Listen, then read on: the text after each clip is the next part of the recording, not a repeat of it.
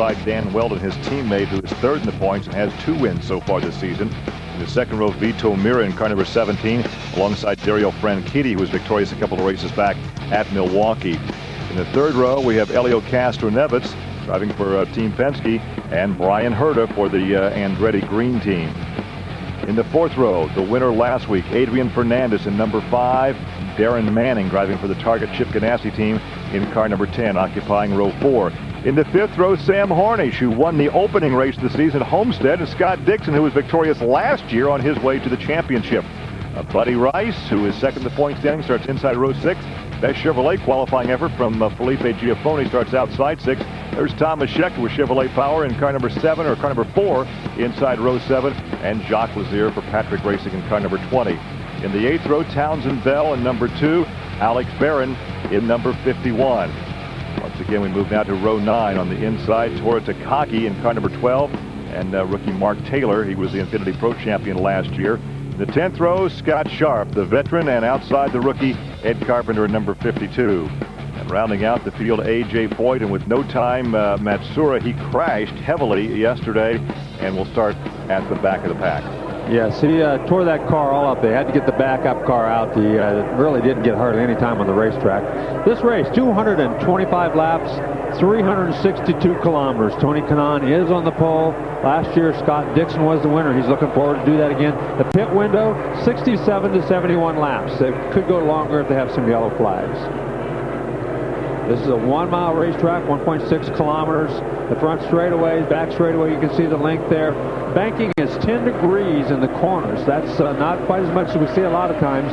Seating of about 42,000. There's a very good crowd here today. Short racetrack, banked racetrack. There is some thought that perhaps the Chevys would have a better advantage here than some of the bigger racetracks. Yeah, and as we ride along with Scott Dixon, the Chevys handle well in traffic. Here's Townsend Bell, another Chevrolet that starts back in the pack, but they will do well in traffic, I think. There's Thomas Schechter. He starts 13th. Looked like he was a contender a week ago before that altercation in the pit area. There's last week's winner, Adrian Fernandez. And there's a look at Scott Sharp. Scott Sharp, who is starting his 94th IRL event. This is the 99th event, so the driver that leads lap 99 will receive a $10,000 bonus from Firestone. Take a look at the weather situation, and there is that 30% chance of rain, but that is enough of a chance, Larry, that they've moved the entire program up. There's been some festivities that will take a little longer. Where this racetrack is located, there are mountains off to the back of the camera. As it comes over those mountains, it gathers moisture, and a lot of times you'll get thunder showers in the afternoon. It hailed here yesterday, so they are very concerned that it might, get some weather later on. 2 years ago, exactly, a storm that included some hail. So always seems this in the distance before there is that threat of rain this afternoon. Good start, good lined up side by side, best start we've seen in a long time, Larry. Boy, yes, that was a very good start. It was very good all the way back to the last 2 rows that were lined up. Look at Thomas Schechter. He's 4 wide on the outside. He goes by 3 guys. We said when it got into, we got trouble already. That's Buddy Rice. Buddy Rice challenging for the championship, already out of this race before the first lap is even completed. Oh, man, what a tough break for him. That'll really dash his championship hopes, as it looked like he might have got touched coming off of that corner and just took off towards the inside wall. He was along for the ride. There was absolutely nothing he could do once that thing got turned around. You can see there. You can see the crew as they're looking at the monitor as well. Tony Kanaan grabs the lead from his pole position. He's led the most laps this season with 783 out in front. Buddy Rice has led 303, but he will not lead here today as we take a look again, Larry, at what transpired on lap number 1 after a very, very picture-perfect start. It was a great start. That looked like it was back there in that group of cars. See, he's on the inside. Thomas Schechter has come around. He made contact with Thomas Schechter. He went up the racetrack, didn't know Thomas Schechter was going to be there. It looked like he made contact with the left rear. Either he made contact or he jerked it to the left to keep from making contact and lost control. Realistically, Larry, in that replay, it looked like he moved up the racetrack. Thomas Schechter did not change his line. He did not. He never made contact. He tried to keep that thing from going up the racetrack because he was pushing the front end. And when he did, let's see if we can see it from this angle. You can't see it from that angle, but I don't think he ever made contact. What happened was he was pushing up the racetrack, tried to kind of jerk the wheel to keep from going any farther up the racetrack and running into anybody, and when he did, with the cold tires, that little bit of a jerk of the wheel just broke the back end loose, and away he went. So we remain under yellow. The green flag was out for about a half lap as Tony Kanaan has the lead over his teammate Weldon, Franchitti, Mira, and Herta. You know, they're probably all going to try and work together to get away from everyone else. Well, I think we're about to come under green, so we start back on lap 9. Let's go back to the track and our commentators live. A little run on him coming off of that corner, just run down to the inside and went on by him through 1 and 2. We're looking at the first pit stop. As you see, Franchitti gets around his teammate Weldon, so Franchitti gets racing and he goes to second. So Andretti Green Boys running 1, 2, and 3 right now. Then it's look at Fernandez. On the move as he goes down to the inside again. Looks like he's getting through turns 3 and 4 better than anybody. And 2 cars in the last 2 laps making his charge towards the front. Well, the 41-year-old, by far the oldest driver in this event after the retirement of Al Unser Sr. He became the senior citizen of the Indy Racing League, and he's getting real racy. He's getting real racy. He's passed the car every lap going into turn 1. He's really getting through turns 3 and 4 extremely well, much better than anybody else, and carries that speed down that long curved front straightaway and into turn number 1. Vito Mira trying to hold off Castroneves right there. On the move. There you can see Franchitti, Scheckter, Bell has picked up 3 positions. Rice, of course, out of the race now, so he will finish in 22nd position. Castroneves keeps trying to go to the high side to try to get around Vitor Mira, but so far has not. Now he's going to go to the bottom as Fernandez makes a move up ahead, and so does Scheckter back in 10th. And Rice will pick up 12 points for 22nd position here this afternoon. That well could take him right out of the points chase. And there goes his teammates. His teammates running side by side there. Townsend Bell trying to get around Thomas Scheckter because those 2 guys trying to get back there, but Scheckter just stayed up high and went on around. That big bump down there in turn 1, that dark spot, that's a big bump down there. That's the only really rough place in this whole racetrack down there in turn 1. There he goes, down to the inside. Scheckter moves up another position. And you can see right there that Manning had to grab another gear. He had to get out of the throttle. Now then Scheckter goes around Herta, so Scheckter on the move since running the first couple of laps. Now then Townsend Bell down the inside of Darren Manning. Right on board with Townsend Bell. That is actually a team car in the Panther Racing Organization. He's a teammate to Scheckter. It looks like Brian Herta is not getting through turns 3 and 4 very well as he's falling back. This is what happened in practice yesterday in the pits. And he wiped out about 3 or 4 of his crew members. Have no idea what caused that. That was yesterday. There were no injuries. Now, Townsend Bell just went in there, tried to turn back to the right, and that thing just wouldn't turn. Let's go down and see if we can get talk to Buddy Rice and see his perspective of what happened over there in turn number 2.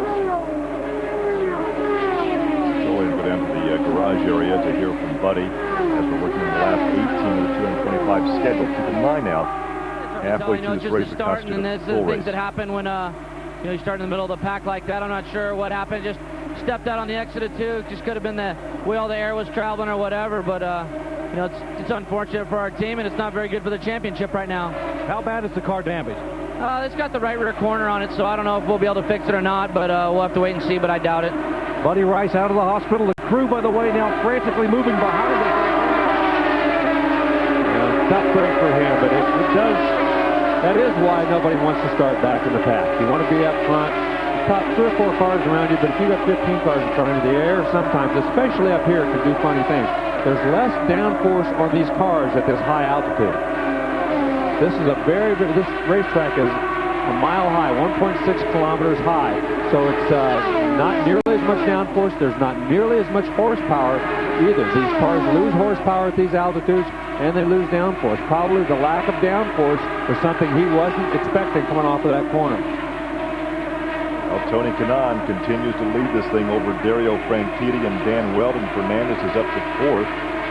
Schechter has moved up to 8th position after starting 13th. And look at the two Marlboro Team Penske cars right together on the racetrack. Castroneves and Hornish riding in 5th and 6th positions. Yeah, Castroneves,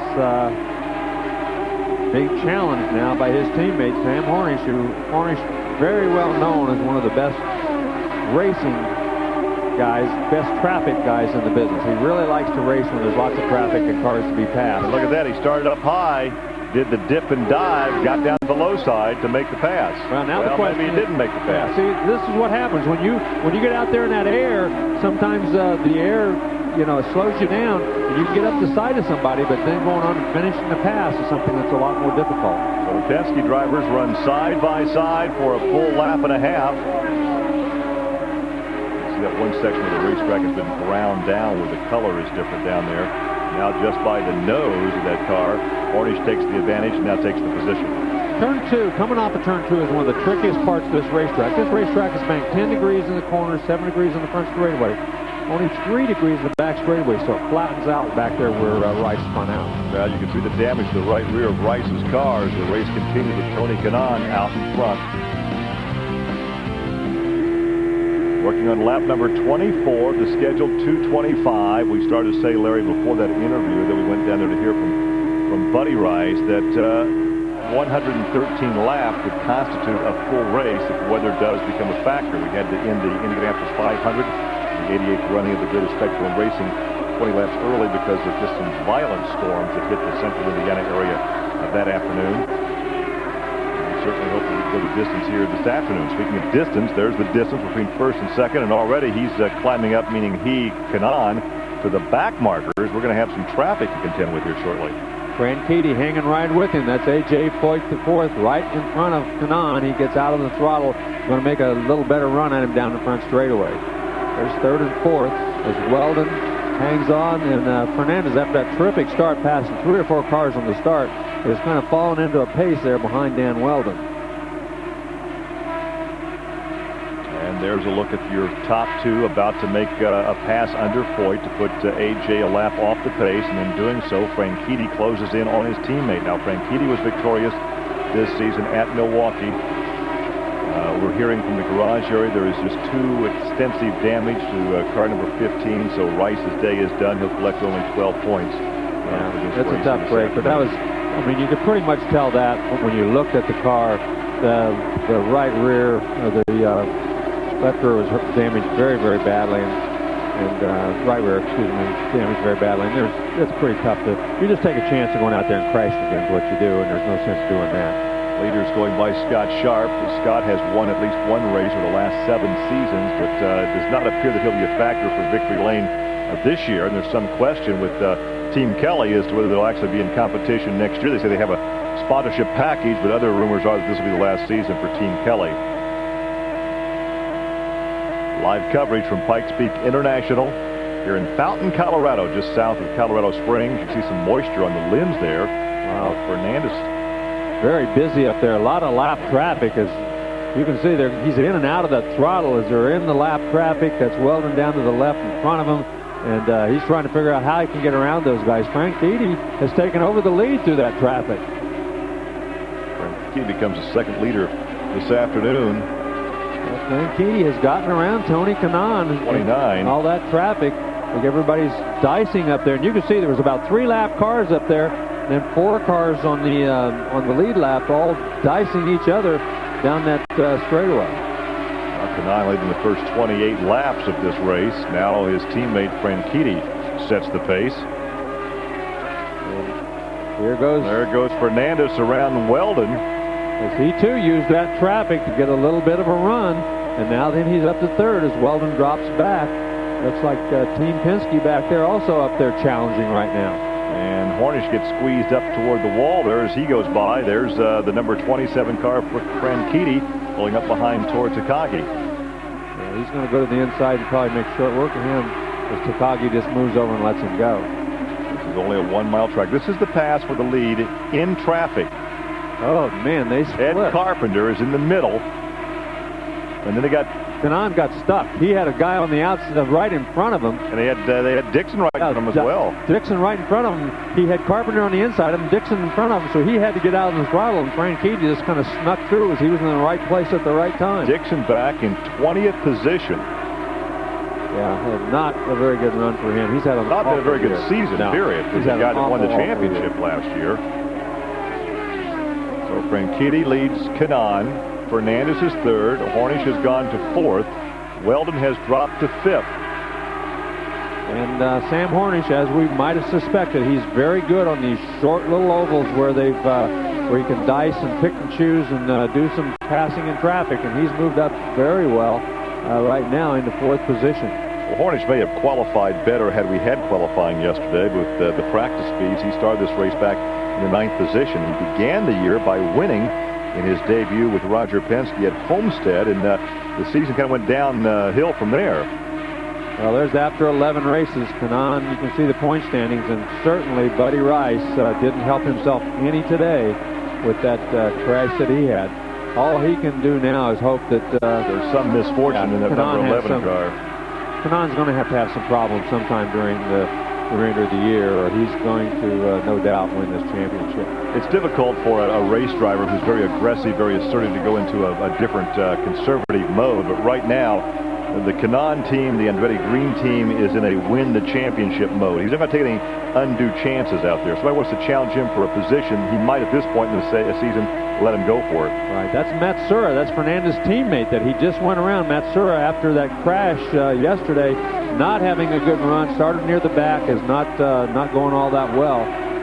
But Hornish is following Fernandez back there, trying to pick up that position. Working on lap 38 now, so it's Franchitti with a 2-second lead over Kanaan. Then Fernandez, Hornish, Dan Weldon, Casper Evans, Thomas Scheckter has moved to 7th. And they're going to black flag Scott Dixon perhaps because he's well off the pace. Man, he's really looks like he's almost got some sort of an engine or a clutch problem, transmission problem, because he's running so slow. It's definitely something to do with either the power of the drivetrain or the power plant. Yeah, as slow as he's going now, he must be headed for the pit area. So some of the drivers that we expected a lot from this season hasn't happened. Dixon being one. Hornish has had some tough rides this season. So let's see if there's some problem that they can rectify. They'll obviously change the tires, refuel the car, but I think it's more than tires and fuel. Wow, he's going so slow unless he had a tire going flat and just came in to see if that was it. Huh. Well, they didn't seem to do anything else. They didn't look at the engine compartment. They didn't look at the transmission. They didn't do any of that stuff. All they did was change tires and put fuel in it. So maybe he had a tire going down. We'll find out shortly whether he gets back up to speed or not. Well, he was already a lap off the pace. He'll go 2 laps down now as your leader, Dario Franchitti, is working on lap 42 and still enjoying that lead over Tony Kanaan, although the lead has dropped from almost 2 seconds down to just over 1 second. Franchitti was victorious at Milwaukee back on July 25th. Rice was second in that one, and Hornish was third. So we expect to see some good things, perhaps, from the Chevrolets this weekend. Yeah, Scheckter has been doing pretty well. He's really run very well here today. He's another one of the guys, just like Hornish, who seems to relish the traffic, likes the traffic, and seems to do very, very well in it. Of course, Franchitti, I think, is one of the best stories of the year because there were a lot of questions as to whether he would even run this year, whether he would be motivated, whether he would really want to get back and do this again. Obviously, he's been very motivated, and he's been very fast all year long. Let's look at Darren Manning in the 9th position now, driving for the Target Ganassi team. He started in 8th, now running in 9th, and he's had some ups and downs this year. He's had some very, very good runs, and he's certainly been aggressive. There's been no question about that. Early in the year, he was overly aggressive. He's hit everything this season but the pace car, and he may have hit it in the pit area. He's really settled down a lot the last 3 or 4 races. The first half of the season, though, he certainly was aggressive and ran into a lot of people. Well, A.J. Foyt makes an early pit stop. Yeah, I think some of these 48. guys... Some of these guys that are having trouble on the racetrack, not handling well, they figure if they're a couple laps down or a lap down, they have nothing to lose. They have nothing to lose. Might as well come in and try to fix it. Now you're right on board with Dixon, and he's back up to speed. So, Larry, it may have been a tire problem. Yeah. They did a wing adjustment, but that tire may have been the problem.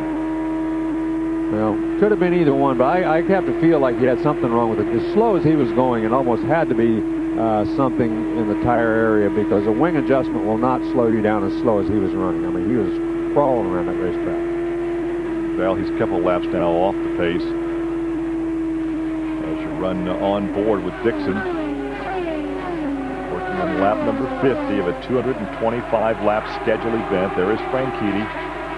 Behind the number 13 of Mark Taylor. Goes on by Mark Taylor, put him a lap down. So traffic is going to be a factor throughout this race because it's a very short racetrack.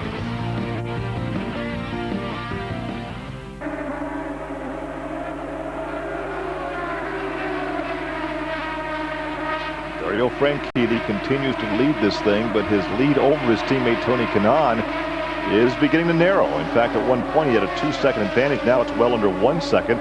And you see that Castroneves now has closed in on his teammate, Sam Hornish. So that is third, fourth, fifth, right together the racetrack. And here comes Hornish on the high side. Made it look real easy. Man, that must have been a kind of a wake-up call. Hornish, once he saw his teammate in there, he just kind of put that thing in another gear. Goes to the inside. He's going for second. He picks up 2 positions in less than a lap. Man, oh man, it's like he put on the turbocharger, except they don't have turbochargers in these things. Or nitrous oxide. Yeah, whatever. He just all of a sudden... And put 2 cars between his position and his teammate. Once Castroneves showed him the nose down on the inside, it's like Hornish says, man, I got to get going here. And there goes Fernandez. He's trying to get around the high side of Kanaan. He saw what Hornish did. He thought, well, man, I ought to be able to do that. But so far, he hasn't been able to. Well, Kanaan right now is back there in third position. He led the first 28 laps. There is a 3-point bonus for the driver that leads the most laps. But right now, he's more concerned with the overall championship picture than leading the most laps. Yeah, all he wants to do is bring it home. If he can bring it home in the top 5, he's not going to be too worried. As now Hornish closes in on Franchitti. They're getting near their pit window. They're going to have to stop here probably another 10 or 12 laps. So I think Hornish would very much like to head into that pit stop in the lead, as he's really chasing down Franchitti. Well, they also have traffic in front of them as well. Here comes Foyt in again. He's obviously got some sort of problem. Doesn't appear to be any urgency in getting new tires on that thing. Grandpa AJ is probably telling him what to do, but not a good day for the Foyt team. Now there goes Castroneves now around Kanaan. So Kanaan drops 1 more position. I think as these tires wear on, some teams are going to get going better. Oh, look at this. Hornish goes by. Going into turn number 1. Hornish just goes by on the outside, as obviously the tires are going away, and it has affected everybody except, it seems, Castroneves and Sam Hornish. Hornish becomes the 3rd leader of the afternoon. Right now, Franchitti has led the most laps. He's in store for the 3 bonus points, but we have more than half the race to go. Well, right now, Sam Hornish really got his act together. And he's been flying these last few laps. He's running about he and Castroneves both running about 3 miles an hour faster than everybody else. Hornish, Franchitti, Castroneves, Fernandez. Kanaan has dropped from 1st place to 5th place. Weldon back in 6th. Then it's Schechter in 7th. And Mira is back in 8th. Then Manning and Bell rounding out the top 10. Right now, 13 cars on the lead lap. Going into turn number 3, when these other guys just lift ever so slightly, it looks like Hornish just absolutely doesn't lift, which is what you're supposed to do, but very difficult later on in the race when you get with all the traffic, all the air, all the movement out there. It's not as easy to run flat out as it is when you're out there by yourself. Well, he's going by Giafone, who's in 13th position. There is the number 1 of Scott Dixon. Yeah, and his engine sounds bad. I think it's definitely the engine going bad in that thing. We were on board there for a second. That thing sounded awful. There's going by him on the high side and the low side, so we might be seeing Dixon back in the pit area. Lap 65. Right now, there are 13 cars on the lead lap. There is your leader right behind Giafone. Giafone is in 13th position. Oh, look at Castroneves. He tried to go to the outside, then decided to go to the inside. Couldn't do it down there either. Franchitti fast enough to keep him behind him. Fernandez right there behind both of them, trying to, while they're battling each other, trying to take advantage of it. Well, we thought at one time as you take a look at Roger Penske from the pit area. Yeah, we thought it was going to be an Andretti Green show today, but this could turn out to be a Penske show. Well, as you know, we always talk about the captain and how he's dominated this sport over the years. Well, this has not been one of his years, one of his better years, and I'm sure he'd really welcome a good run by both of his cars here today. And quite honestly, I think a lot of people in the IRL would like to see the Honda domination maybe not come to an end, but at least have some of these other guys in the hunt. Close the gap down a bit. It makes for a better race when you got all three of the engines battling for the lead. We're working on lap 68 as the crew start to prepare for their pit stop, which will come around 78, lap 80, somewhere in that area. Well, they're getting better gas mods. They ran a lot of laps under the yellow at the beginning, so they're going to be able to go past that 71 or 72 laps that we thought. There's Scott Dixon back in the pit area. No real urgency being shown by the Chip Ganassi target team. They're going to send him back out, but he's well off the pace. In fact, now 6 laps back. Yeah, it's hard for a driver to keep motivated when you're that far back. Hard to keep going and keep trying very hard when you got that many problems. Still trying to get around Giafone. There is the leader now is working on his 70th lap, so we're about 10 laps away from pit stop, and it's Hornish and Castroneves, Franchitti, Fernandez, and Scheckter.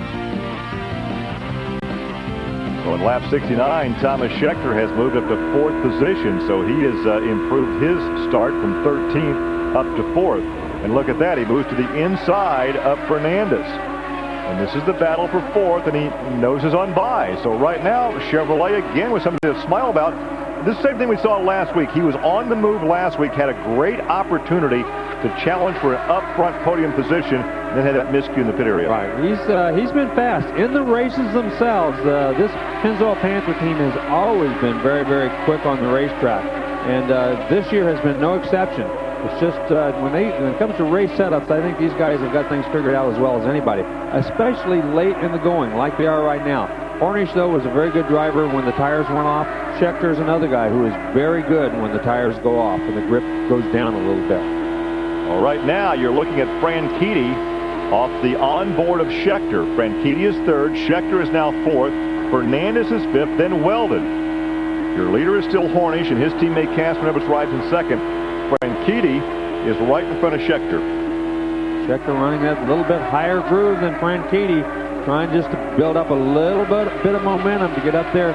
What he's really waiting on right now is when they catch that traffic, if Franchitti just lifts a little bit, gets in behind him, decides just to lift, like he might have right there, then Scheckter will take advantage of it.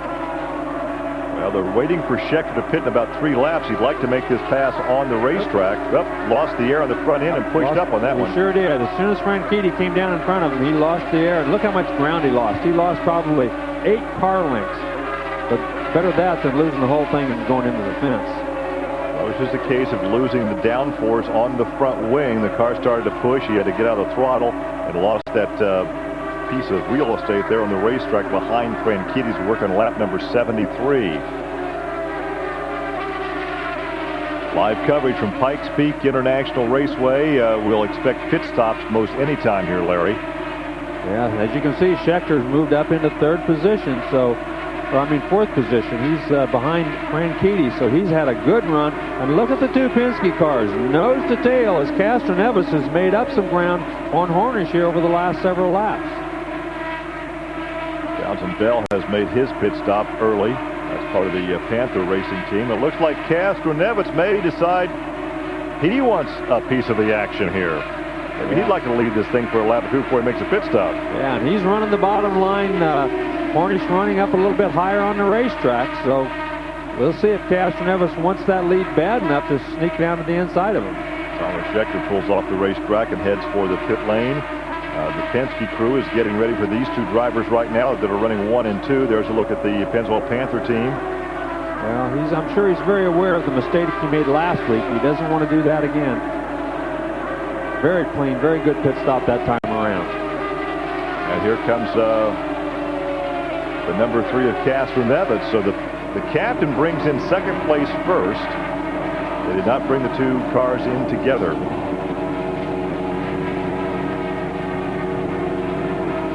Now the next lap, Hornish is coming in. So they staggered the two Penske cars by 1 lap. Well, and that's smart thinking. You don't want both those guys in there at the same time trying to miss each other as they go in or out. It's much easier, much cleaner run in and out of the pit area if you don't have somebody in front of you or back of it. On green flag pit stops, that's very important. So Franchitti assumes the lead, but of course will cycle through all these pit stops. Yeah, you lose about a lap when you do this. You can see that Franchitti's right behind Scheckter. Scheckter went in right and was right behind him before his pit stop. So when Franchitti goes in, it will cycle back around. A glimpse of the red number 20 of Jacques Lazier there. That's a Patrick entry. There is Franchitti, and there is the number 3 of Castro-Neves, who is a lap off the pace. He's trying to get his lap back now. And Franchitti had to dive under Scott Sharp. He was stuck behind the number 8 of Scott Sharp there, the Kelly Racing entry. Kanaan now pulls off the racing surface and heads for the pit lane. Yeah, you're going to see everybody's going to have to stop here shortly. It seems like the Hondas are getting a little bit of fuel mileage than are the Toyotas or the Chevrolets, and that's, I think we mentioned it before, unusual. If you make more horsepower, usually you use more fuel. They've got it all figured out. Good clean stop, 9.2 for Kanaan. Good clean stop. You can see they can change the tires in about 6 seconds. Takes them another 3 seconds to put in all 35 gallons of that fuel. Here's Vito Mira. That is the Ray Hall Letterman organization. Manning is also in the pit area. These are routine pit stops now as we work on lap 83, a 9-second flat stop. And here is Adrian Fernandez, who had been running in second position.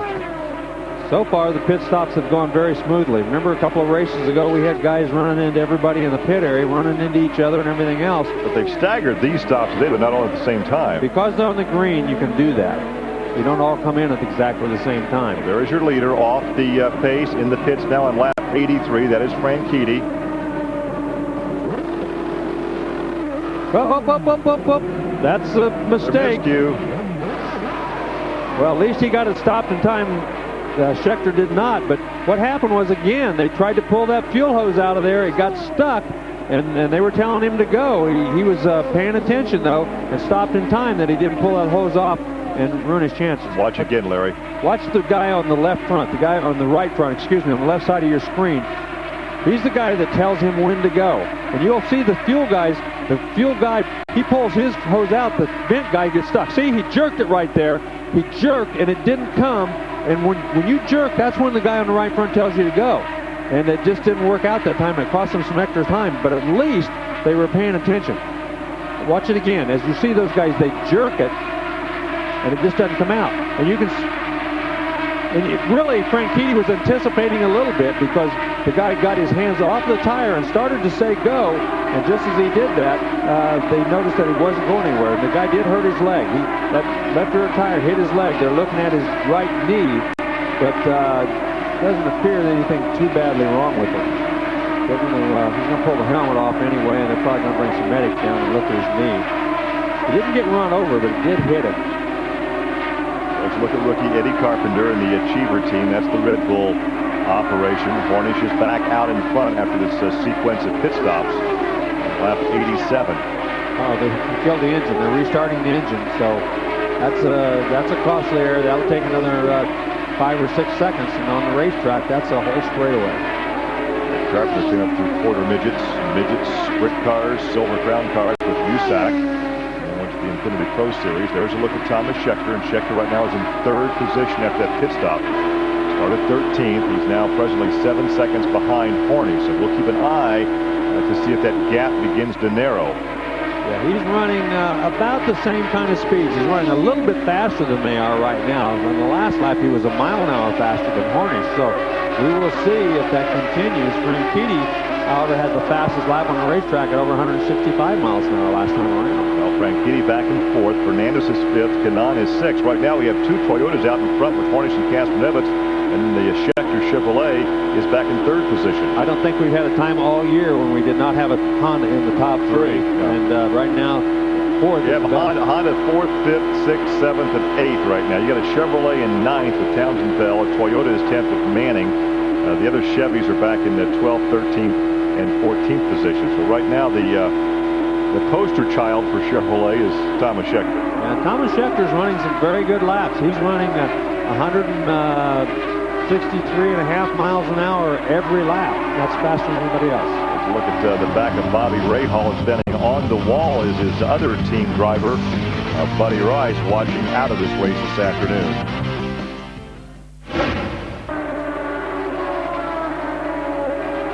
Right now, Scheckter is less than 4 seconds behind Casper Nevitt, so we could have a battle stirring here in the laps to come for second position. As you look at Cornish, about to go by Scott Sharp. Sharp back in the 17th position. He's already 2 laps off the pace. He's about to go 3 laps down. I think, Hornish has been very careful. Scott Sharp running up in that high groove where he wants to be, and Scott Sharp not giving him any room. Cornish just led lap 99. That comes with a $10,000 bonus from Firestone. This is the 99th race in the history of the Indy Racing League. So Cornish picks up the $10,000 bonus. Good crowd on hand today. Good crowd. Great crowd. This is a beautiful area, as we've already talked about. And it's kind of away from most population areas, though, so these people have to drive a ways to get to this racetrack. Well, the oldest automotive contest in the country, though, is held not far from here at the famous Pikes Peak, the Race to the Clouds. They've been doing that for like 100 years. And Larry, you've covered it for what, 60 or 70 years, haven't you? Yeah, I've covered it for a while, but it is a very unique race. They start up that mountain at about the 9,000-foot level, end up at over 14,000 feet. It's 156 turns in that race course, so it's a very, very different kind of race. They do that every year, the first weekend in July, and of course that's where the Unser family became so famous early on. They're the kind of kings of the mountain. Yeah, we had some Japanese teams that came over here and did very, very well in that a few years ago, and they've kind of fallen off, haven't done it recently, but it's been truly a tradition around this area for many, many years, 100 years, I should say. Well, sometimes they start in one weather condition, dry and almost sunny, and they get up there and they're driving through snow. Actually, it snowed out half of the race. They had to stop at the halfway point this year because it was snowing so badly and hailing so badly on top of the mountain that after a few cars, they had to stop and finish at the halfway point. Watching Franchitti go around Ed Carpenter. Franchitti up in the 4th position. Carpenter is 2 laps off the pace, back in 16th. Carpenter still in the chase for the Bombardier Rookie of the Year $50,000 bonus, but right now Matsura doesn't have a lock, but has a good hold on it. Right. We're right along with Adrian Fernandez. Of course, won his very first IRL race last week. And here's Scott Dixon. Looks like he's got the steering wheel off, and he's done for the day. Dixon back in the 20th position. He's been in and out of the pits. He was 10 laps off the pace. I'm not sure what the problem was, but they had a problem almost from the word go, and the car never really ran well all day long. Now 2 seconds separating first and second right now. You look back at 3rd position, Scheckter, as he's looking to the inside of Mark Taylor, goes by the Access Motorsports number 13. Mark Taylor is some 3 laps off the pace. I think Thomas Scheckter is probably a little mad at himself after last week. A mistake that he made in the pit area cost him a good run last week. He'd love to have a great run here and finish up front. I'll go back and show you some videotape from just a moment ago. This is Alex Barron, and this is Fernandez, and they get very close. Oh! They almost touch. Well, there was no black mark on that Red Bull, but it was donut. But it was plenty close. That Bull's the closer than I want to be to a Bull. Yeah, once he pulled away, he opens up a big gap. Right now, as we said earlier, only 8 cars on the lead lap. Vito Mira is in 8th position, car number 17, and he is showing some 18 seconds off the leader on lap 108. Now, sometimes you get an extra guy like that going down the straightaway. Ooh, look how slow Takagi was going as Fernandez went around him right there.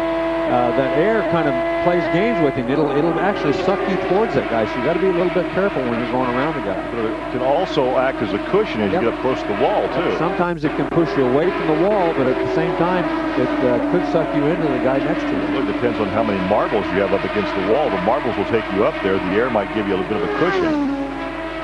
Roger Penske looks on, the captain, from the pit area as his drivers are leading as we approach the halfway point. And of course, 113 laps will comprise a full race if in fact weather played a role. But right now I think we're in good shape, Larry.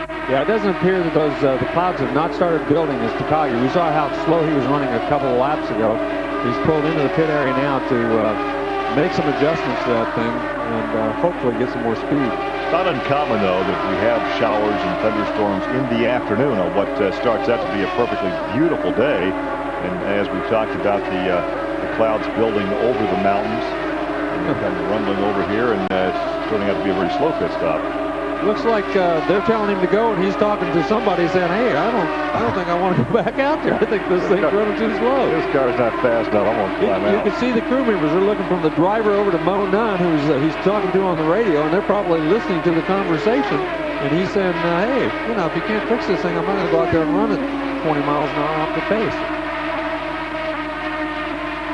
We hope to hear from Scott Dixon, who won this race last year and went on to win the Indy Racing League Championship. Well, our New Zealand friends, they had such a great year last year, cheering him on, and this year it's... Well, I hope they're still watching, though. Well, I'm sure they're still watching, but it's not been near as much fun down in the Kiwis land, I'm sure. The winner of last year's race, Scott, went wrong. It looked like from the very get-go the car just wasn't up to speed. Yeah, we just had big problems from the start of the race. The car being really loose. We changed a few things for the race after the warm-up. I just couldn't get any traction off the turns. They kept getting really loose. You got to be somewhat disappointed not being able to defend your crown, especially here at Pikes Peak where you ran so well last year. Yeah, it's pretty frustrating. It's been a really tough year for the team, so we need to try and get a little better for Nazareth and at least stay out there and be competitive. All right, good luck to you. Tell you what, we'll just give him a midget ride, and we'll get him hooked up at Western Springs this summer, our winter, and yeah, I'm sure he could put on a good show in whatever he's driving. Yeah, it's very disappointing. Obviously, they made some huge suspension changes. They were very, very wrong. We talk about Auckland Springs, a beautiful dirt track in Auckland, New Zealand. Western Springs is a beautiful midget facility. Back, we're under our second caution period of the afternoon as far as the Honda Indy 225 from Pikes Peak is concerned. With me here in the studio are Johnny Kane and Paul Cherry, of course. Now then, very quickly, we're under our second yellow as we went to that break for debris, so nothing too interesting over there at the moment. It gives us an opportunity to quickly chat about what's going on. First of all, Toyotas and Chevrolet in the top three. Not a bad result when we were talking about Honda being the dominant force at the beginning of this program. Johnny? Yeah, it just goes to show how much we know, really, doesn't it? No, I mean, it's obviously a slightly different circuit from normal.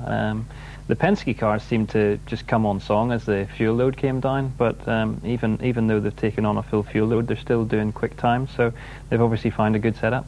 Dario Franchitti in fourth place at the moment in the first of the Hondas now. Found himself in a little bit of difficulty. We can take another look at this, Paul, if you look at the monitor and just talk us through what happened here. Well, unfortunately, Dario was watching his wheelman there give the signal, and the wheelman on that particular occasion, he dithered, and I'm sure Dario was under the impression that he should have gone, but as you can see, the vent hose was not taken out, and we almost had a repeat of Thomas Schechter's incident last week.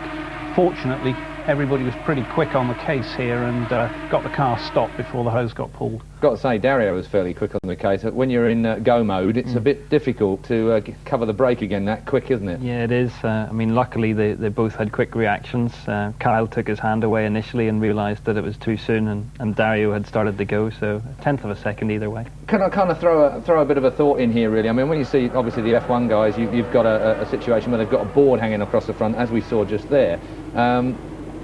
A man standing there with his hand wavering around in the air on the front wheel, perhaps I could say, or critics could say, that it's not too precise a signalling system, is it, for a driver? As we've said before, with the IRL, you're only allowed to have 6 people service the whole car. That's the fuel and all 4 tyres. That's probably the same number of people used per corner in Formula 1. And you're not allowed to have your sign over the wall after the car's ground to a halt, so you can only use it to bring the car in. Now, as we're seeing here, everybody has rushed in and taken the advantage of the yellow, which is going to make some interesting strategy at the end of the race because there'll be short fills on the last pit stop. But I wonder if anybody stayed out to take advantage of track position. Well, let's find out then live from the track. We've got 100 laps to go of the Honda Indy 225 from Pikes Peak. Let's cross back to the track and our commentators live.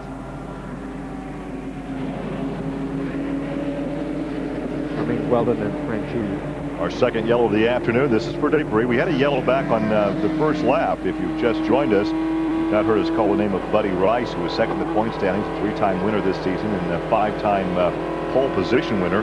He actually had some problem when the very first lap, spun off the backstretch and hit that inside concrete wall. So he became a spectator before the field had actually finished the first lap here this afternoon at Pikes Peak International Raceway.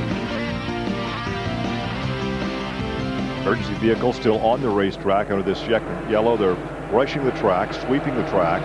And so for debris, Larry, this will be a longer yellow than what we would anticipate. Yeah, they normally probably wouldn't do that. Evidently, there were some complaints about all the track getting so narrow. The guys running the top groove couldn't run the top groove anymore, so they thought they'd take this opportunity to, brush that off. The tires here have not been a problem. I remember a few years ago, they were actually blowing tires about 40, 45 laps into each segment. And I remember David Steele was having a great run. He was a young guy, first run, and he blew a tire going down the front straightaway, and that kind of ended his IndyCar chances, really. You see the sweepers, those big brushes in the front of those tractors going down the main straightaway. That yellow safety vehicle remains out there with the flashing lights. Only 4 races remain after today. We go back to the Midwest next week, actually back to the East with Nazareth, and back to Chicagoland, go out to California and wrap up the season in October at Texas. Now, Texas will only host 1 race next year. The 2005 season schedule is out. We have 2 additional new venues, both road courses. Watkins Glen and Infineon at Sonoma, California, join the ranks of the IRL tracks. Sam Hornish, his teammate, run 1-2. Might be fun to watch Sam Hornish on the road course at Watkins Glen next year. Darren Manning, Herta, and Lazier all stayed on the racetrack, so they will get back on the lead lap. The thing that has to happen for those guys to get back in the running, they will have to have a yellow somewhere around lap 150 to 160, and then everybody will pit again. If they don't, then they're going to have to pit under the green. But it's a chance worth taking. It's the only way that Manning, Herta, and Lazier can get back in the running is to stay out there on this yellow flag. And they're running 9th, 10th, and 11th right now, but Manning has gone 44 laps since his last pit stop, as has Lazier, so you're right. They can go another 30, maybe 30 laps or so, but they need that yellow to bring them all back in. There's a look at Kanaan. Kanaan will restart in 6th position. Yeah, I think he's kind of settled in. He's not going to, he can't afford to take any big chances. If he finishes 6th, that's good enough for him today. He doesn't have to finish any better than that. If the car's right, he'll win. If the car's not right, he'll take 6th. The big thing for him to do, and that team knows it, is they have to be around to take the checkered flag. Well, Weldon was 3rd in the point standings, and Weldon is still behind Kanaan on the racetrack. Kanaan is 6th, Weldon is 7th. And there is a look at the weather building. Now, they said by about 3 o'clock out here, we could have some rain, but that should give us plenty of time to get this race in before it storms. Yeah, it's still another hour and a half away. The race will be well over by then if the weather forecasters are right. But with the hail yesterday, you just know that sometime during the afternoon you're going to get some moisture of some sort. This is the altitude is high enough out here that you don't make any sharp exit from the pit lane to run to your infield parking position or from the grandstand to your car, because you'll end up on the ground.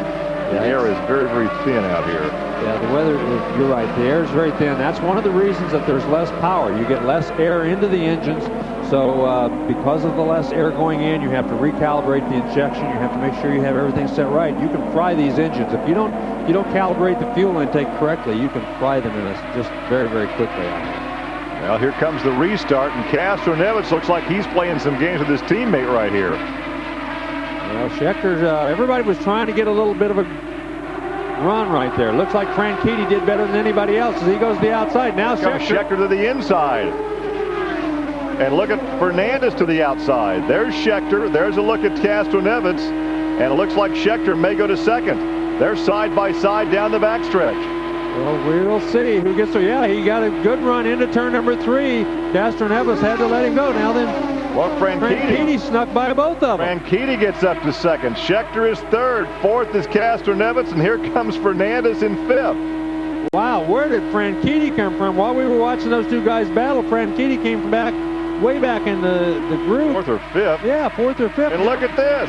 Goes right into the lead. Franchitti goes by on lap 132 to take the lead. Well, Franchitti has always been very fast at the beginning of a segment. He was very fast at the beginning of that last segment. He was running 164, 165 mile an hour. As the tires get older, he slows down a little bit. And it seems like Hornish stays about the same throughout his whole run. So we'll see if that proves to be true, as Kanaan also has moved up into fourth here on this restart. Well, Franchitti led 31 laps early on. He resumes the lead here on lap 132. So far, Hornish has led unofficially 64 circuits. Wow, Franchitti's just absolutely pulling away. He's running laps at almost 167 miles an hour, which is about 2 miles an hour faster than anybody else on the racetrack right now. Well, Franchitti, of course, won the race at Milwaukee. Wow, he's just absolutely pulling away. All that Hornish and Scheckter and these guys can do is just hang on, try to stay as close as they can until the tires start going off. Once the tires start going off, it's been the pattern that Franchitti slows up a little bit, and everybody else might be able to change. There goes Fernandez. Now, this is Fernandez on the restart. He got very high, had to shift gears, downshift, lost all that momentum coming off the corner, and look at all the cars that went by him. Yeah, he went back to 8th or 9th spot, so he got way too high. All those marbles we said they brushed off, obviously they didn't brush get them enough off for him, did they? He was way too high. He was in them out there, and he was lucky he didn't get in the fence. And you see, he had to downshift. Yeah, well, yeah, once you slow down that much, you got to downshift. And he was, you know, it takes you another lap to get all those marbles off that thing and get back up to speed. Well, we've had three different leaders today, Kanaan, Franchitti, and Hornish, and right now Fernandez. Fernandez having the big problem on that restart. Franchitti back on top with Hornish second. And here's a good shot down the front straightaway. Great crowd here. Look at this. Here's a battle for second position. Hornish is second. Scheckter is third. And there is Kanaan has moved back up to fourth position. And Kanaan's really all over him right now. Scheckter goes to the inside. Let's see if he can make this pass stick. I think he's going to. As he moved up the racetrack a little bit, Hornish had to move up farther than he really wanted, but he didn't give in. He stayed right there. Going into the corner, Scheckter should be able to make the pass here, and does so. Yeah, once he gets up in front of Hornish, although I thought Hornish would have to get out of the throttle because he took the air off, but he didn't. He stayed right with him. So Franchitti is out in front, but the best action on the racetrack is behind him, about 2 seconds. This is second, third, and fourth. Scheckter, Hornish, and Kanaan. Now, Kanaan after the pit stop came back out for this restart in sixth position. He's now up to fourth. He's gotten around Castroneves. Weldon has moved up to sixth. Fernandez is seventh. Mira is eighth. And it's Manning, Herta, and Lazier. We have right now 11 drivers on the lead lap. You can see Thomas Scheckter started back in 13th position. But keep in mind, those starting positions were based on practice speeds because qualifying was washed out yesterday.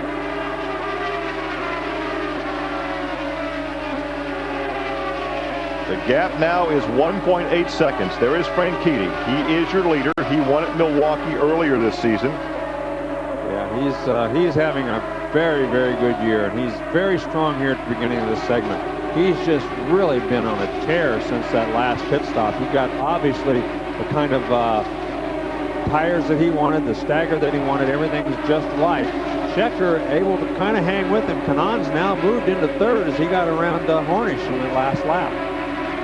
Well, Franchitti finished second at Texas, had a fourth in Kansas, and won the race at Milwaukee. So he's been very consistent. Had a sixth last weekend at Kentucky. There's a look at Kanaan, freshman in third position.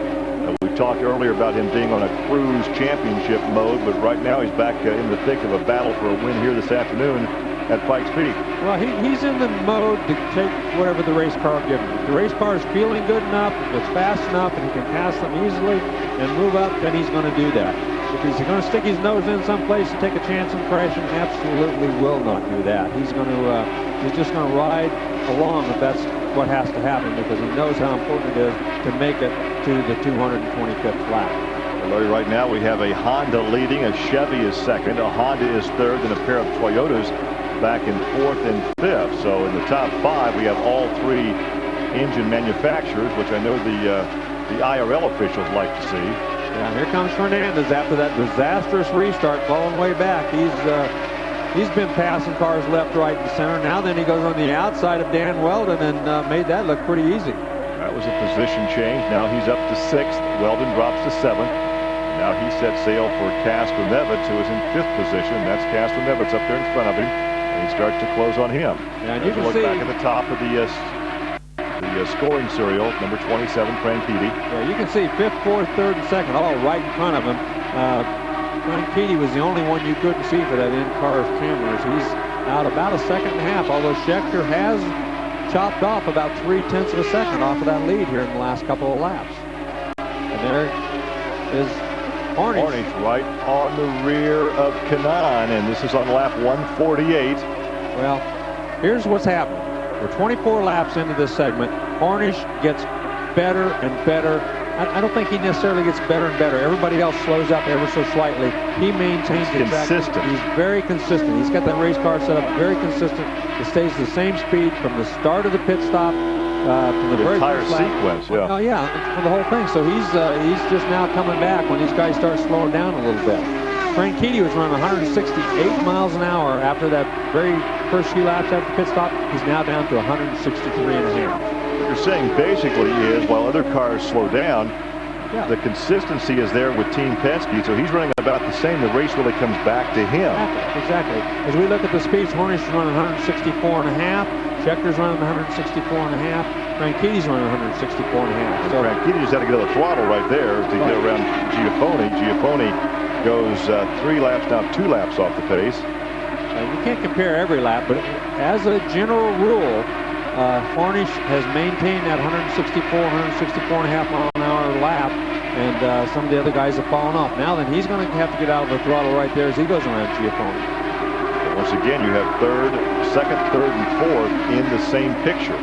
All three of these guys are chasing down Franchitti. Franchitti pulled out into a 2-second lead over everybody in the first 10 laps after that pit stop. Now then, he's down to about 1.2. So all these guys are catching him slowly, but they're catching him. Yeah, he's lost half the lead that he had after that restart. Scheckter, who started this race in 13th position, is presently up there in second. Yeah, these three cars that you see, Scheckter, Hornish, and Kanaan, they're all three running very, very similar speeds, all running consistently at the 162 and a half to 163 and a half, depending on traffic, as we ride along with Darren Manning, who's back in ninth. Well, and Darren Manning now, Larry, has gone 70 laps since his last pit stop. He is in 9th. 10th, Herta has gone 68 laps, and Lazier in 11th. They've gone, that team's gone 70. So as you pointed out, they need a yellow. They're about to make a pit stop, and if they have to make it under green, they'll lose the advantage that they gained when they stayed out into that last yellow. Well, they had nothing to lose. They were already lapped down. The only way they were going to get back in contention was to stay out there. But they do. You're right. In the next 5 laps, if they don't get a yellow, I imagine they might stretch it to 8 laps. They may, but about 160 to 162 laps, they're going to have to come in. Alex Barrett is now 12th, a lap off the pace. Townsend Bell is 13th, a lap back. Carpenter's a lap back in 14th, and it's Giafone 2 laps off the pace in 15th. Matsura is 16th. Sharp is 17th. Taylor is 3 laps off the pace in 18th. Takagi is being shown 53 laps off the pace. They're showing Dixon out of the race. They're showing Foyt still in the race, but 101 laps off. And Rice, of course, out on lap 1. Well, Fernandez is starting to chase down these guys, too. As now then, it looks like Scheckter has slowed down a little bit. The last 2 or 3 laps, he has slowed up just a little bit, and Franchitti has pulled back out into a little bit more of a lead. So Hornish, again, seems to be the most consistent guy on the racetrack, because he's now caught Scheckter and trying to find a way to get around him. Franchitti enjoying a 2.5-second lead over these 2 drivers right here. That is the battle for second position. Some traffic out in front. Obviously, with the shorter track, when we go to Nazareth next week, traffic will play a key in that overall outcome. Yeah, that racetrack much different than this. Oh, look at contact, that. almost contact. Oh, there's a car right behind, and it's Harnish. Harnish got into, well, I'm not sure. Well, there was some moisture in the racetrack. We just saw, from the in-car camera, we saw a blur. And that's Harnish for the third caution of the afternoon. Well, that's a tough break for him. Probably those two guys dicing up there, you know, running side by side. It could have been something to do with the air, as obviously he spun that thing around, backed it in with the left rear corner. It's interesting that the safety crew now has a camera on that safety truck mounted, so that they park that truck right behind there looking straight at that, so that the doctors in the medical center, they can see the extrication of the driver, so they know what they're going to have to deal with, if he's injured, if he's not injured, where he might be injured. So that's a new innovation they just put on these safety trucks. They have a camera sticking out. Let's see if we can take a look here, because we see those two guys up. He's all by himself. Just all by himself, and it looked like, you know, he just lost. Well, what would we say about how consistent that car has been? It wasn't then. Well, let's see where he was on the racetrack. He just, you know, he was There's no indication of anything. I mean, the air should not have been a problem with that. He wasn't that close to Scott. He was right behind those guys. He wasn't above them or below them. Usually you would see him above or below, but usually what would happen in that case is the air would go off the front wing and the car would push. It looked like the back end just came around, so it'd be interesting if we get a chance to talk to him if he knows exactly what happened, but it just appeared. Got a bumped knee because you see him limping just a bit. That's his mom right there, and she's obviously a little distraught, but happy to see him climbing out of the car. So obviously there's something with. They're going to bring the ambulance up. They're going to help him off the racetrack. The pits are now open, so these guys that stayed out, they got a break. They got a break. They did catch a break. They got the yellow they wanted. We'll see everybody heading in here probably the next time around. This should do it. They can go the distance now. They're at lap 161. They should go the distance. See, they're very. He's going to sit down. Looks like they're going to take back and sit him on the car. He's on the side pod, so he does have perhaps an injury. May not be a knee. It looks more like a foot injury than a knee injury. There's Schechter. He's the first one in his pits because he's the farthest back down the racetrack. Here comes Franchitti. He's going to do a very critical pit stop, one that you don't want to make a mistake on. The tires will go on first, obviously. Oh, they didn't take a full lot of fuel. No, it was a timed pit stop. When the tires are done, they pulled out. Not as quick for Kanan. Yeah, and he got caught behind the car in front of him, too. So, and Schechter looked like he lost a lot of ground back there for whatever reason. But that was a very smart move on Franchitti's part. When the tires were on, they let him go. They figured they had enough fuel in there to make it go of it. Looks like Fernandez came out in second place. Then Castro Nevitz. Let's watch again on this pit out. There's the line. There goes Fernandez. Sharp on the outside. He's a lap down. So here comes Castro Nevitz next. There's Kanan. Weldon. There's sixth. Mira. Boy, Schechter, let's go back to Schechter. Way back. Very, very costly. I'm not sure what happened. We didn't see his complete pit stop. Schechter's back in.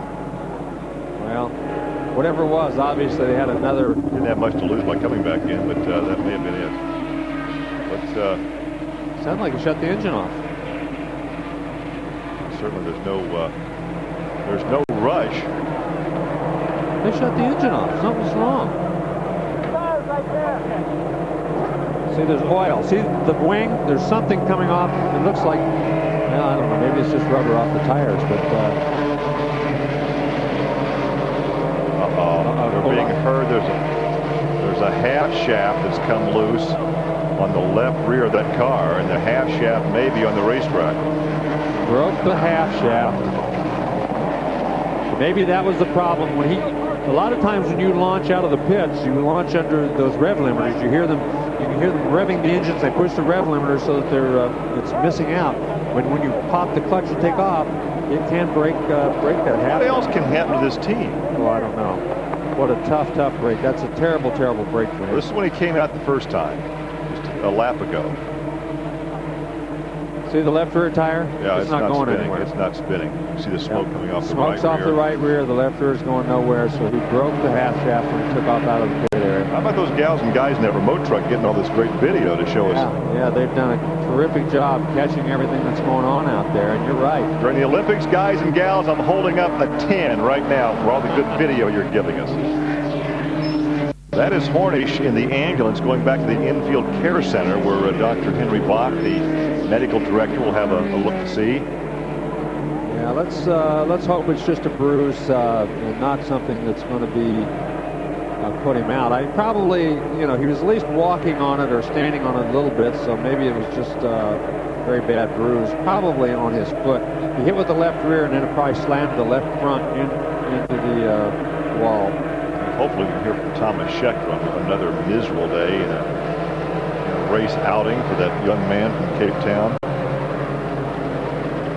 He had a duck that was drowned. Yeah. Well, I just came out the pits and drive shaft broke, so the engine was revving and it's pulling to one side. So again, another weekend, but I have to thank Chevrolet Pennzoil, put a lot of hard work in, and we just have to carry on working hard to see if we can get a next race. We just talked to your trainer, Chris Carmichael. He said you're probably one of the most fittest racers on the planet.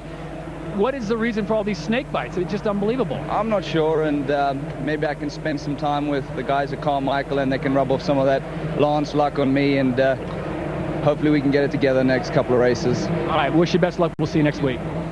Well, a lap and a half before we go green, and after a while a driver just really gets tired of answering those questions as to what put you out. Well, there's nothing you can do. I mean, obviously last week he made a mistake. I mean, it's just one thing after another. It's never one thing. And this is a team that's won 2 IRL championships. And they've had such good luck. Maybe that's it. Maybe they used up all their luck over the last 3 or 4 years, and this year it's all caught up with them because they have had tremendous luck. They've had some of the best pit stops we've ever seen in the IRL, but this year it seems like nothing's going quite right. Dario Franchitti will start from the point as the pace vehicle will come off. We'll have Fernandez there in second on this restart. Castroneves, the yellow flag is still out, and there Ryan Howard shows the furled green flag, 1 lap to go. As you see, the pace vehicle is still on the racetrack, right along with Fernandez back in second. They will get the green flag as they complete lap 167. 168. 168 is when they get the green flag. 2 of the top contenders out in one swift, whatever. Well, they say it ain't over till it's over. That's right. One crash, one breakage in the pits. But, the whole thing is it makes Tony Kanaan's job a whole lot easier when the competition falls out of the event. Running 1 and 2. Guys that have won already this season. Franchitti won at Milwaukee. Fernandez won last week at Kentucky. And they start scrambling for position in behind them. Now only 10 drivers on the lead lap. Townsend Bell was back in 10th. In car number 2 was Chevrolet Power. He's back in 10th. Lazier is 9th. So they did benefit, as did Herta, on that yellow. Castroneves got a terrible start. He started in 4th. He's probably back to 7th or 8th right now as he got a terrible, terrible start. This is the battle now for 5th position. Manning trying to get to the inside of Weldon. Look at this, 4 wide. It really paid off for him, that staying out there. I mean, he really paid off. He's back in the hunt now. He's back in 5th position now. Mira is 6th. Castroneves back in 7th, so not a good pit stop for Castroneves. And look at this, having some trouble getting by Scott Sharp there. Scott Sharp kind of got everybody banged up, balled up behind him there as they're trying to get around him. Herta makes the pass though. Lazier in front of him. So Lazier all of a sudden has moved up to 8th after being a lap down. And still Manning now tucks in behind Weldon. He had been challenging to the inside. That is 4th and 5th on the racetrack. Your leader is still Franchitti with a half-second margin over Fernandez. Kanaan is 3rd, Weldon 4th. Manning is now 5th. Mira is 6th. Castroneves has fallen all the way back to 7th. Well, now we understand from race control that Townsend Bell will be given a black flag, a stop-and-go penalty for jumping the start.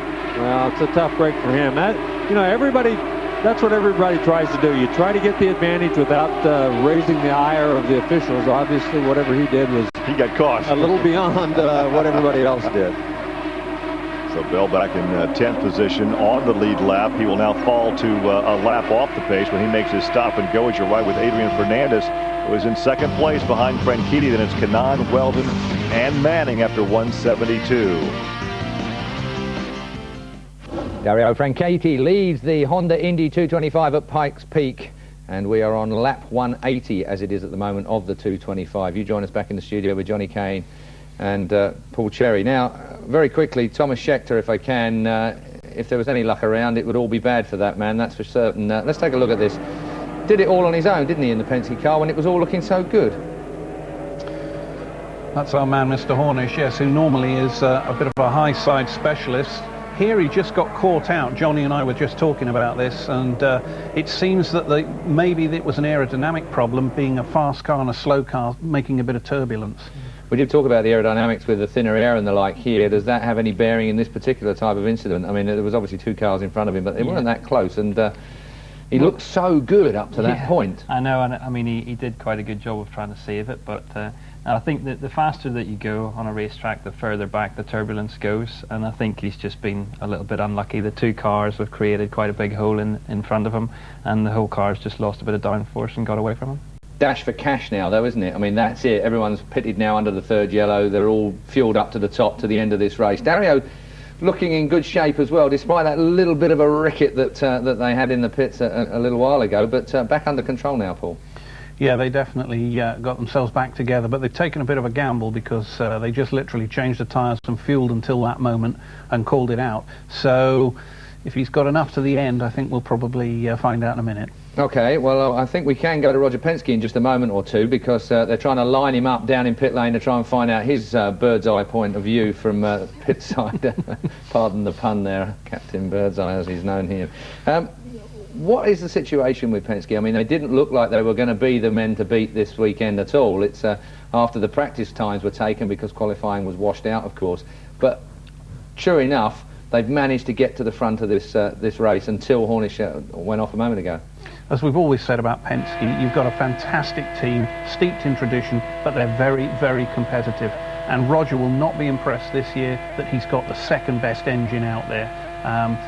Here, the engines have been levelled off with the altitude, and as we can see, he's managed to take full advantage of that. Well, I can tell you, he's not going to take full advantage of a chance to talk with us, because he's not going to talk with us now, so we'll have to try and catch up with Roger Penske later if we can. Let's get back to the track then, live at Pikes Peak.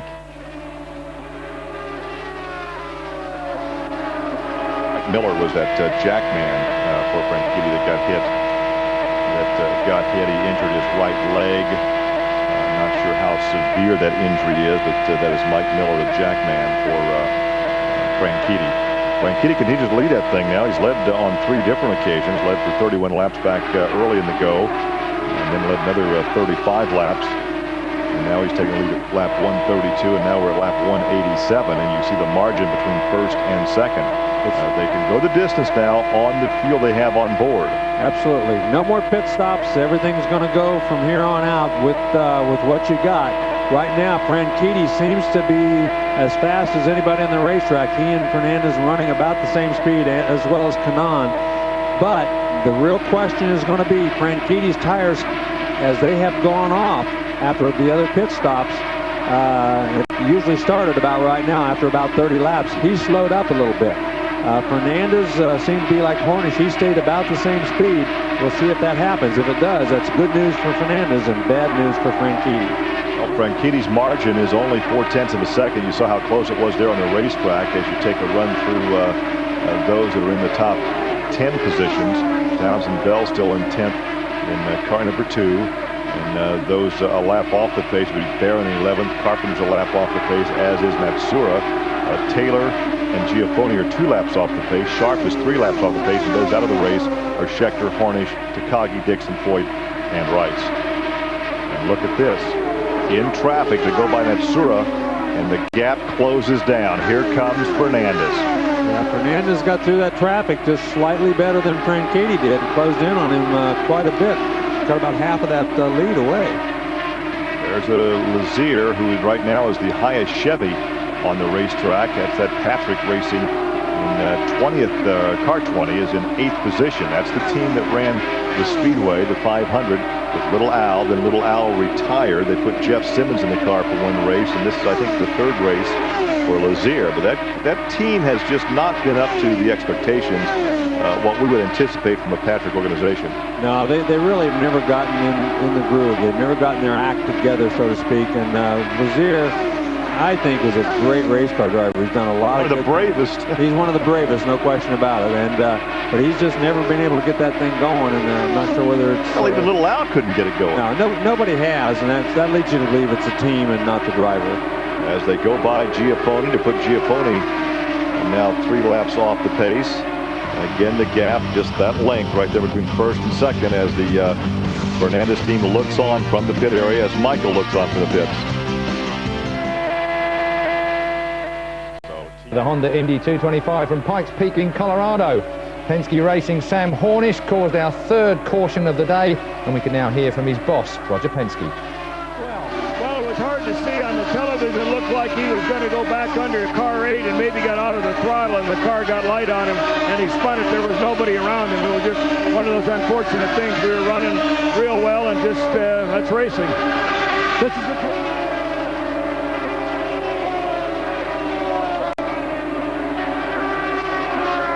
Won at Milwaukee. Now he has 24 laps to go to secure victory here at Pikes Peak. Inside of Townsend Bells, he just makes quick work for him. He caught him during the last corner and had to back out a little bit, get a little run on him, and then just got by him going into turn 1 and 2. Well, Fernandez now 1.1 seconds back in second. Kanaan is 1.7. Franchitti is slowing up, but so is Franchitti. So that's not a good thing for. I mean Fernandez. Is slowing up. Franchitti's slowing up, and Fernandez is slowing up too. So both those guys are running about the same speed on the racetrack. All these guys are doing what they've done throughout the segment of the race. After 30 or 40 laps of a sequence, they start to slow. But what you were saying earlier was Hornish wasn't. Yeah. He was about the only guy out there that could maintain a very, very consistent run and speed-wise from beginning to end.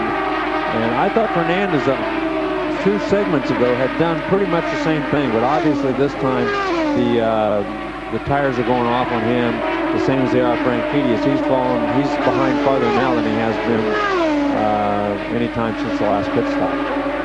Manning is in 5th position. He seems Weldon, but Weldon now is in 4th, and he has some pressure from Manning. Well, you can see Franchitti. All he has to do now is be careful with the lap cars. He's faster than his competition right behind him. As long as he manages to weave his way through the lap traffic, he should be okay. I understand that the Townsend Bell crew may be laying out the equipment for a pit stop. We'll look down there from our vantage point. He's gone 83 laps now since his last pit stop, so he could not make it to the finish. No, he cannot. I missed that. I thought Matsura will have to stop as well. Taylor will have to stop, and possibly Giaffoni, but those guys are well off the pace. Let's look at Vito Mira back in the 6th position. Everybody on the lead lap has made their last pit stop, so those guys are all in it till the end, so to speak. Franchitti will get the bonus points more than likely. He's led about 108 laps so far this afternoon, and 3 different occasions that Franchitti has led. Yeah, we've had some extremely close finishes here in the IRL, but this certainly doesn't appear like it's going to be one of them, because less than 20 laps to go. Franchitti now is just walking away from everybody. We're acclimated to seeing almost photo finishes on occasion. Yeah, Bell going back out on the racetrack, but obviously completely out of contention at this point. The real battle looks like it's going to be for 2nd, 3rd, 4th, and 5th, as Fernandez, Kanaan, Weldon, and Manning all pretty close to each other on the racetrack. As Franchitti put some distance and some lap cars between his position and that of Fernandez. There is Fernandez's teammate, Matsura. It had been 80-some laps since he made his pit stop. So once again, that is that backup car. They really had no time in before the race today after that big crash with the primary car yesterday. we've had 6 cars falling out of this race. That's unusual. We don't usually have that many guys sitting on the sidelines at the end of the race. Michael Andretti has 3 of the top 4 on the track right now, so we're going to hear from the retired driver who's now a car owner. They have been so consistent this season. To have 4 cars as competitive as they have been, that's a big, tall order. Well, Michael, this has got to feel a lot like Milwaukee. Yeah, it does. You know, Dario's doing a heck of a job out there again. And again, the whole team is, you know, we got Tony up there, and hopefully we'll take advantage of Buddy's mistake there and get some more points. So far, so good. We just got to get to the end now. Does it give you the added confidence knowing that Brian Hurt has got his back door? Oh, absolutely. Brian always, you know he'll take care of his teammates. Good luck. Have you ever seen Michael Andretti more calm than he's been this season as a car owner? No, I certainly haven't. Andretti Green has 6 wins this year. Everybody else total has 5. So that tells you how that team has run all year long. And look at this, Dan Weldon. You said his instructions were not to go up there and challenge his teammate. I said not wreck him. Oh, well. I said not wreck him. He didn't. He didn't do that. He got on by. But, you know, once he got alongside of Kanaan said, adios, amigos, you go ahead. For me, 4th is just as good. And look at Weldon. He's right behind, or I don't mean Weldon, I mean Manning. Because Manning has caught him now. And we talked about this battle for 2nd, 3rd, 4th, and 5th. You know that Manning isn't bashful, and he's going to go up there and try to go around him. In the past 4 laps, Larry, Franchitti has doubled his lead. It's over 4 seconds now. So Manning goes on by Kanaan. Kanaan drops to 5th. That will not hurt him that much in the point standings as Giafoni peels off and heads back to the pit area. Yeah, Kanaan knew exactly what he was doing there. He saw him down there. He pulled to the high side and said, you get out of my way. I don't want to even be close to anybody at this point in the race. This certainly is Franchitti's race to win because he has a 4.5-second margin now over Fernandez with 9 laps, less than 9 laps to go. He's been running 3 and 4 miles an hour faster than these guys on some laps. So he's really had that thing wired here since that last pit stop. So Andretti Green about to pick up another win here at Pikes Peak. A tough part of the season. We had some 8 races and 10 weekends. This is the middle race of 3 straight weekends. We head off to Nazareth next week in what will be the swan song for that racetrack, the final season for Nazareth. They're going to use the facility, but not for racing. Look at this. Weldon and Manning are catching Adrian Fernandez. Fernandez is slowed up considerably on the racetrack. These 2 guys are beginning to catch him, especially Weldon. Second is up for grabs. Not so first. No, not if he makes it to the end. We have no reason to believe that he won't.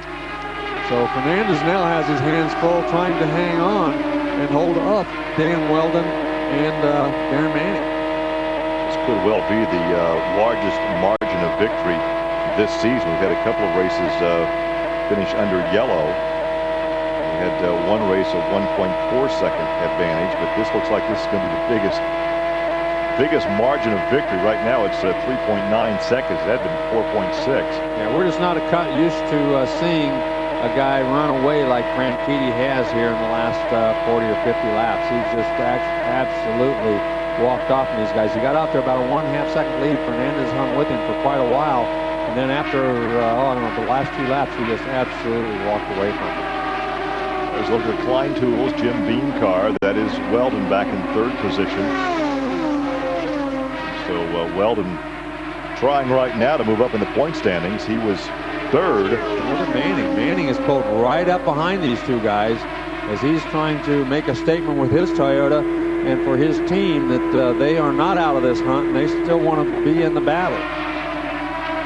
Right now, Weldon trying to take over 2nd position from Rice in the point standings. Look at that gap from 1st, there's 2nd, 3rd, and 4th on lap 223. You should see the white flag the next time by. Yeah, Franchitti right now, all he's doing is he's listening to that engine to make sure everything is It's talking to him. He's hearing every sound, every creak.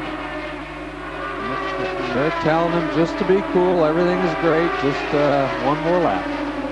One more lap on this 1 mile track. Who's going to take 2nd? Fernandez trying to hang on. Weldon is 3rd. Manning is 4th. Kanaan is now 5th. Cass from at 6th, then Mira 7th. Lazier, the last driver on the lead lap in 8th position. Off the corner, dual checkered flags, and Franchitti with a salute to the crowd wins for the 2nd time this season. Fernandez hangs on for 2nd, and that was a 2.2-second victory, which is still the widest margin that we've seen this season. Well, Dario Franchitti then blows them away for Scotland. A fantastic win then for Dario. And we've got plenty of celebrations that are going to go on here in